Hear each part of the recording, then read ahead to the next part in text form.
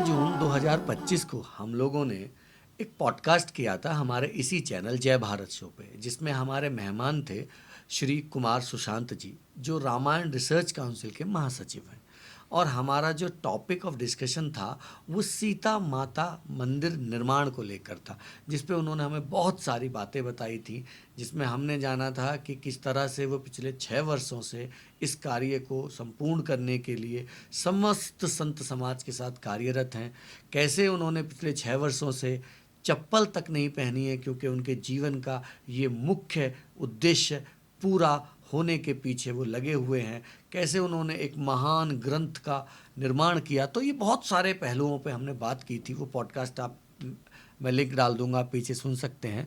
तो उसी चरण को आगे बढ़ाते हुए अभी रिसेंटली 8 अगस्त 2025 को माननीय गृह मंत्री जी और मुख्यमंत्री जी बिहार ने पुनौरा धाम में सीता माता मंदिर के निर्माण के लिए शिलान्यास किया है। तो आज हमें वो शुभ अवसर मिला कि हम इस बात को श्री कुमार सुशांत जी से डिस्कस कर सकें, और वो आज हमारे स्टूडियो में आ गए हैं। तो मैं सबसे पहले आपका बहुत बहुत धन्यवाद करता हूँ। जय सीताराम।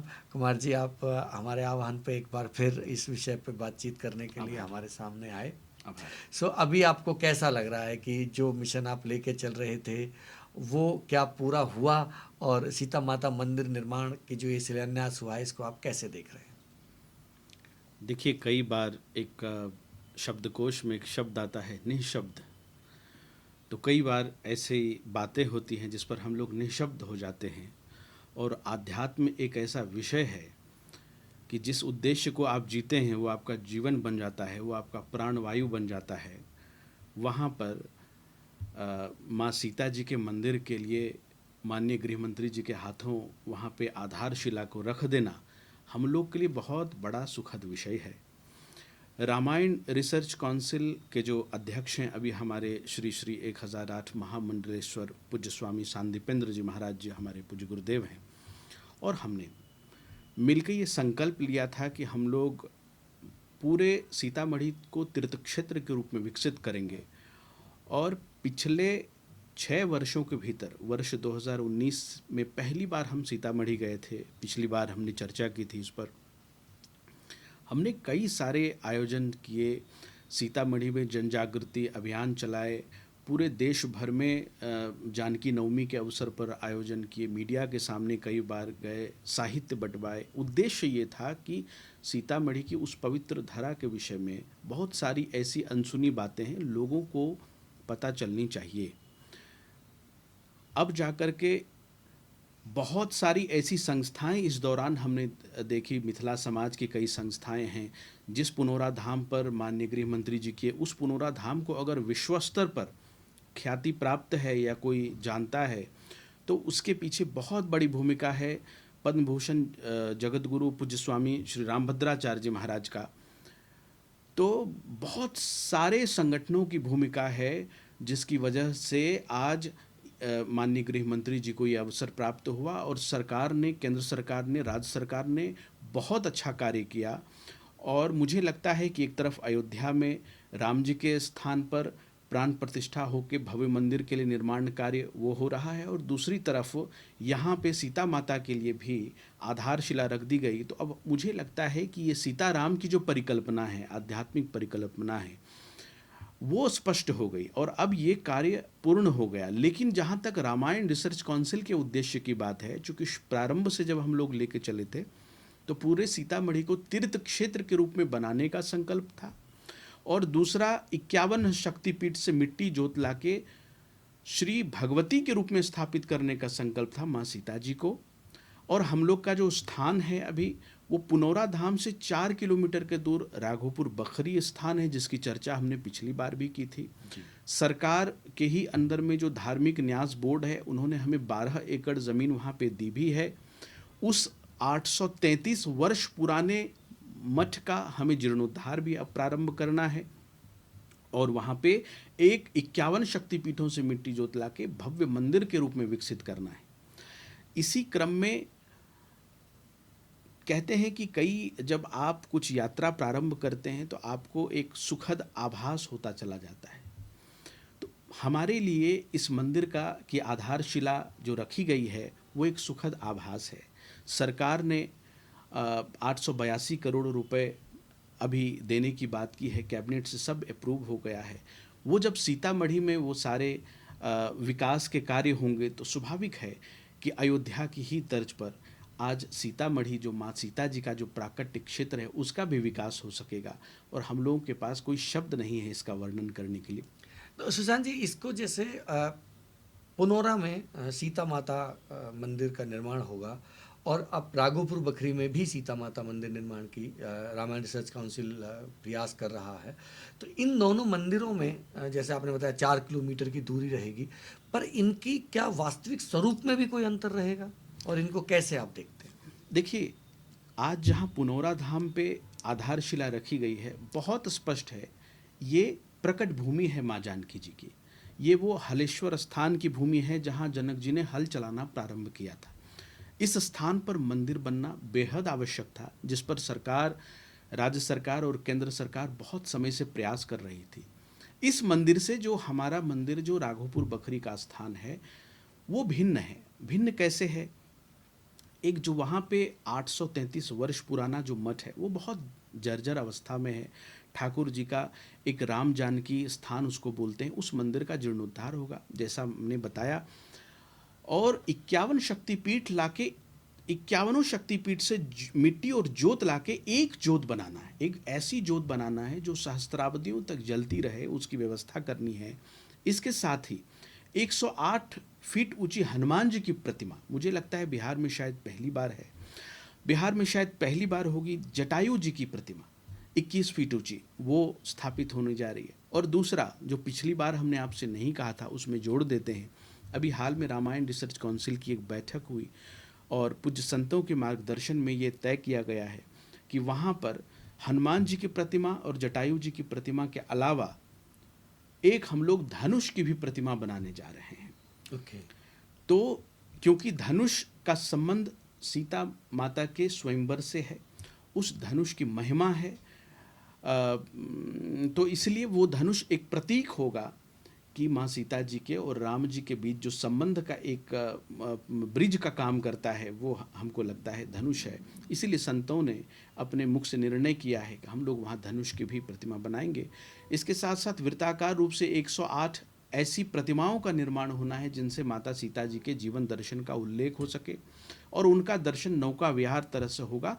और ये अब हम लोग शीघ्र ही इस पे कार्य आरंभ करेंगे, और हम देश भर की मातृ समाज से ये आह्वान भी कर रहे हैं कि आप इसमें आगे आइए। तो अभी जो ये राघोपुर बखरी में जो माँ भगवती मंदिर की स्थापना में आपकी जो अभी तक की जो तैयारी है वो कितनी हो चुकी है, और आपको लगता है कि ये कार्य कब तक आप प्रारंभ करेंगे और कब तक संपन्न होगा? कोई टाइमलाइन आपने बनाई है इसमें? 23 मई को हमारी रजिस्ट्री की प्रक्रिया अभी हाल में पूरी हुई थी।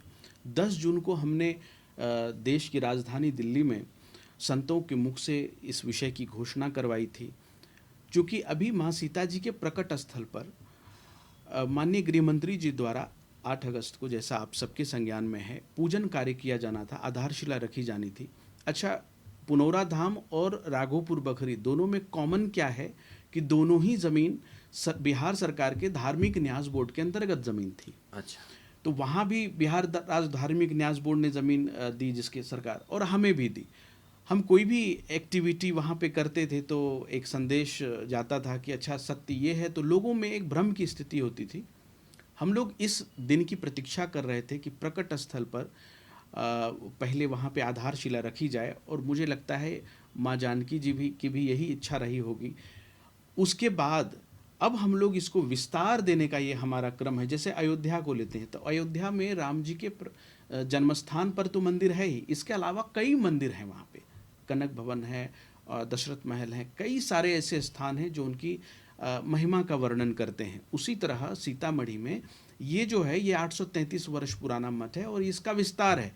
हम लोग अब तीर्थ क्षेत्र के रूप की ओर बढ़ रहे हैं, और उस पर हम लोग अब जो है सरकार को ये आश्वस्त कर चुके हैं कि 5 वर्ष के भीतर हम लोग एक स्वरूप में वहाँ पे मंदिर बना के सामने रख देंगे।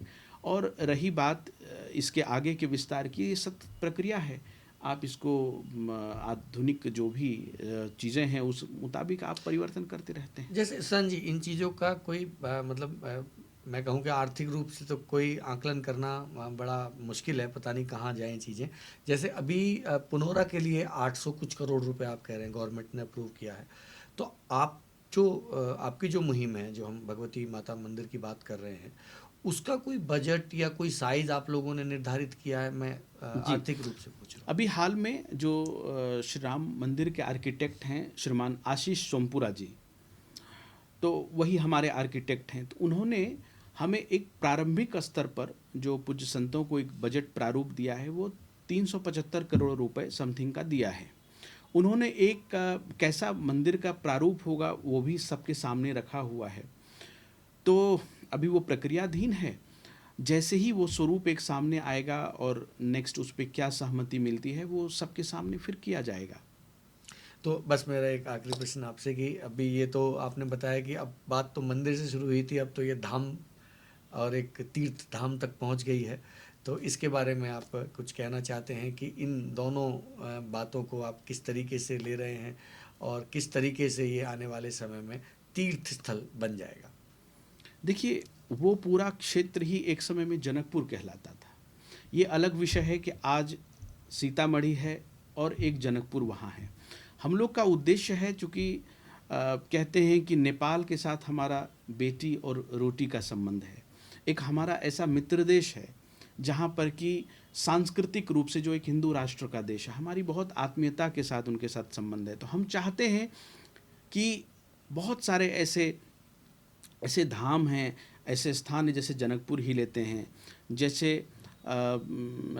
एक जो राम जी जो धनुष का एक टुकड़ा जाके गिरा था वो धनुषा धाम है। बहुत सारे ऐसे ऐसे स्थान हैं, वहाँ पे पंथ पाकर है जहाँ राम जी मिले थे पहली बार माँ सीता जी से, वो स्थान है।